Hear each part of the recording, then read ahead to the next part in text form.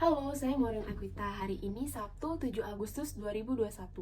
Indonesia masih bersahabat dengan COVID. Apa kabar dengan negara lain seperti Israel, Amerika Serikat, Bhutan, Selandia Baru, Cina, dan Italia yang sudah mencabut aturan wajib memakai masker? Lalu Indonesia kapan ya bisa menyusul?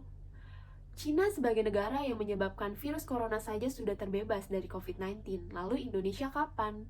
Karena kita lihat sudah hampir mau 2 tahun nih COVID masih ada di Indonesia. COVID telah banyak memakan korban jiwa.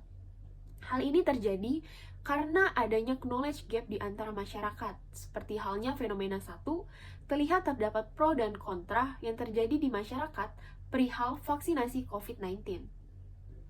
Pemerintah bahkan tenaga medis sudah mengusahakan yang terbaik untuk masyarakat dengan menyediakan vaksinasi secara gratis kepada masyarakat.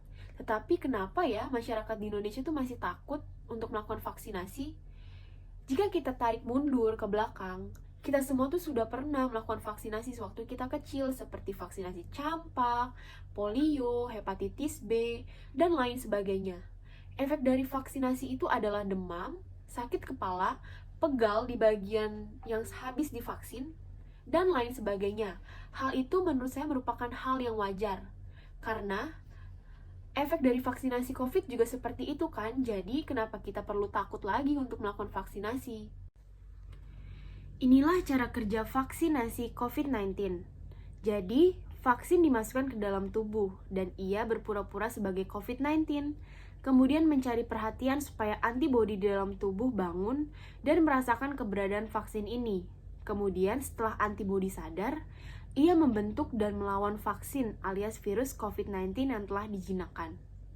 Kemudian dia bilang, "Ingat saya ya." Nah, ketika kita berpapasan dengan orang yang terinfeksi dan virus COVID yang asli masuk ke dalam tubuh, maka antibodi sudah mengetahui dan langsung nih melawan COVID-19 yang asli. Nah, jadi seperti itulah ilustrasi cara kerja vaksin dalam tubuh kita.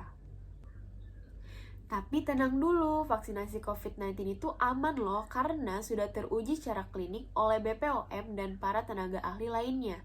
Nih, lihat proses pembuatan vaksin itu melewati 7 proses loh. Yang pertama ada seed preparation, yang kedua ada cultivation, yang ketiga ada harvest, yang keempat ada infection, yang kelima ada purification, yang keenam ada preservation, dan yang ketujuh ada filling and packaging. Jadi, jangan takut dan jangan ragu lagi ya untuk vaksinasi. Sebelum diedarkan ke masyarakat luas, vaksin COVID ini sudah melewati 3 tahapan juga. Jadi, sudah dijamin 100% bahwa vaksin COVID-19 itu aman. Apapun merek vaksinnya, semua itu sudah teruji secara klinik dari segi keamanan dan keefektivitasannya. Nah, aku jelasin kembali ya, kalau vaksin itu dapat menyelamatkan kita semua. Dengan vaksin, bukan hanya diri kita saja yang terlindungi, tetapi kita juga bisa berbagi kebaikan dengan orang lain, karena dengan vaksin, orang lain atau orang di sekitar kita juga dapat terlindungi. Vaksin melatih tubuh untuk kenal, kebal, dan lawan dari virus COVID-19 ini. Mari kita basmi COVID-19 bersama-sama. Ingat, setelah vaksin, prokes harus tetap dijalankan dengan melakukan 5M, yaitu memakai masker, mencuci tangan, menjauhi kerumunan, menjaga jarak, dan membatasi mobilitas. Jika kita semua taat terhadap prokes dan semua orang telah divaksin, maka COVID tidak akan berlama-lama berada di Indonesia. Dengan hal tersebut, kita dapat hidup bebas seperti dulu lagi.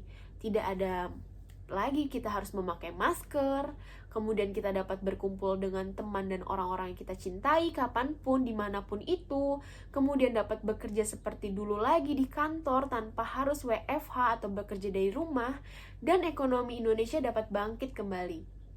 Marilah jadi warga Indonesia yang cerdas, melihat berita melalui portal-portal media yang kredibel ya, dan jangan mudah termakan oleh hoax. Ayo, vaksinasi lawan COVID, Indonesia bisa, Indonesia kuat. Salam Indonesia, salam sehat.